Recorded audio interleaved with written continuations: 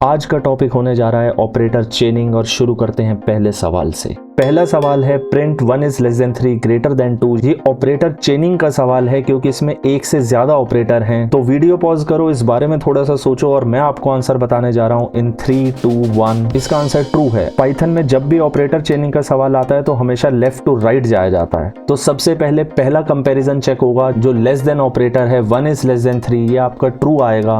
अब क्योंकि ये ट्रू है तो आप आगे बढ़ोगे।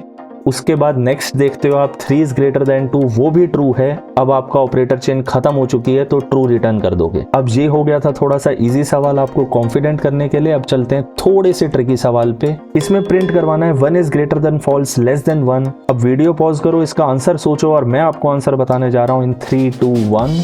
ट्रू, ये भी ट्रू हो जाएगा। क्यों होगा? बिल्कुल सेम फंडा चलेगा, लेफ्ट टू राइट जाएगा। 1 इज ग्रेटर देन फॉल्स। और अगर आप मेरी वीडियोस देखते रहते हो आपको पता होगा कि फॉल्स 0 के बराबर होता है पाइथन में। तो 1 इज ग्रेटर देन 0 ये ट्रू होता है। अब ये ट्रू है इसलिए स्टेटमेंट आगे बढ़ेगी और नेक्स्ट स्टेटमेंट है फॉल्स इज लेस देन 1 मतलब 0 इज लेस देन 1, वो भी ट्रू होता है। तो इसका आंसर आ जाएगा ट्रू। अब सवाल का लेवल थोड़ा सा और बढ़ाते हैं और चलते हैं अगले सवाल पे। What will this print? Print करवाना है 3 is less than 2 less than string 2। तो वीडियो पॉज करो, इसके बारे में सोचो, मैं आपको आंसर बताने जा रहा हूं इन 3, 2, 1। फॉल्स आ जाएगा। अगर आप पाइथन में 2 इज लेस देन स्ट्रिंग 2 लिखते हो तो पाइथन एरर दे देता है, कहता है कि मैं इंटीजर और स्ट्रिंग को कंपेयर नहीं कर सकता। पर इस केस में पाइथन एरर देने की बजाय एक आंसर दे रहा है। तो सबसे पहले तो लेफ्ट टू राइट ही जाना है। 3 इज लेस देन 2 जो वैसी फॉल्स हो जाता है। अब क्या हम इसके आगे बढ़ेंगे? नहीं।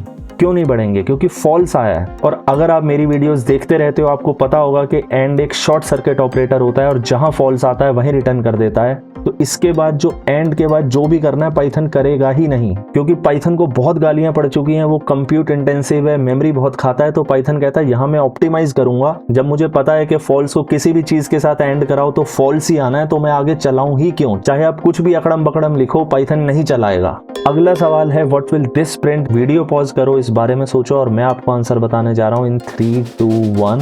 1 और ट्रू प्रिंट हो जाएगा। क्यों होगा इसको थोड़ा सा देख लेते हैं। फिर से वही होगा, लेफ्ट टू राइट जाएगा। सबसे पहले 0 is less than print return 1 चलेगा। तो यहाँ पे अगर आप 1 डालोगे तो सबसे पहले तो 1 प्रिंट होगा, उसके बाद रिटर्न 1 हो जाएगा। तो ये जो स्टेटमेंट है हमारी वो ये बन जाएगी 0 is less than 1 less than 10। और फिर सब पहले जैसा हो जाएगा, ये ट्रू प्रिंट करेगा। और ये ट्रू है तो एंड के बाद अगला कंपैरिजन भी चलेगा जो है 1 इज लेस देन 10, वो भी ट्रू हो जाएगा। तो आंसर ट्रू आ जाएगा।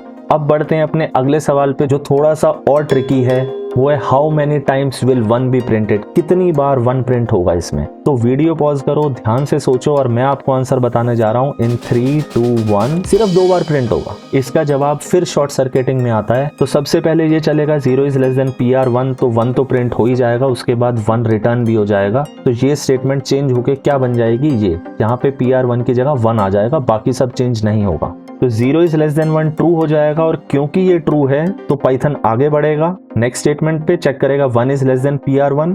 अब फिर से इस फंक्शन की वैल्यू से कैलकुलेट करनी पड़ेगी। तो कैलकुलेट करने पे जाएगा PR1, तो सबसे पहले एक 1 प्रिंट होगा और 1 रिटर्न हो जाएगा और ये स्टेटमेंट चेंज होके ये बन जाएगी। अब 1 इज लेस देन 1 तो फॉल्स होता है, 1 तो 1 के बराबर होता है। और शॉर्ट सर्किटिंग का रूल क्या होता है? एंड में जहां पहला फॉल्स आए रुक जाओ, क्योंकि पाइथन कहता है उसके आगे कुछ मैटर ही नहीं करता, फॉल्स ही आना है।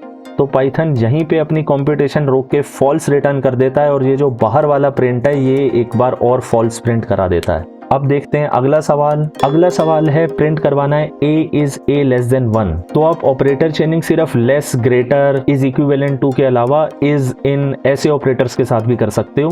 तो वीडियो पॉज करो, इस बारे में सोचो, मैं आपको आंसर बताने जा रहा हूँ इन 3, 2, 1। ट्रू होगा। क्यों होगा ट्रू? बिल्कुल पहले जैसा केस है, लेफ्ट टू राइट जाना है। a इज a ट्रू होता है। अब ट्रू है तो पाइथन आगे चलाएगा, एंड करके चेक करेगा अगला operator a is less than 1 मतलब 0 इज लेस देन 1। ट्रू है तो प्रिंट ट्रू हो जाएगा। अब चलते हैं अगले सवाल पे। अगला सवाल आता है थोड़ा सा लंबा हो गया, तो वीडियो पॉज करो, इस बारे में सोचो, मैं आपको आंसर बताने जा रहा हूं इन 3, 2, 1। ट्रू। क्यों होगा true? Simple, left to right चलो। C इन ABC ट्रू होता है। ट्रू होता है तो पाइथन आगे बढ़ता है। नेक्स्ट क्या है? ABC इन ABCD, ये भी ट्रू होता है। ट्रू है तो पाइथन आगे बढ़ता है।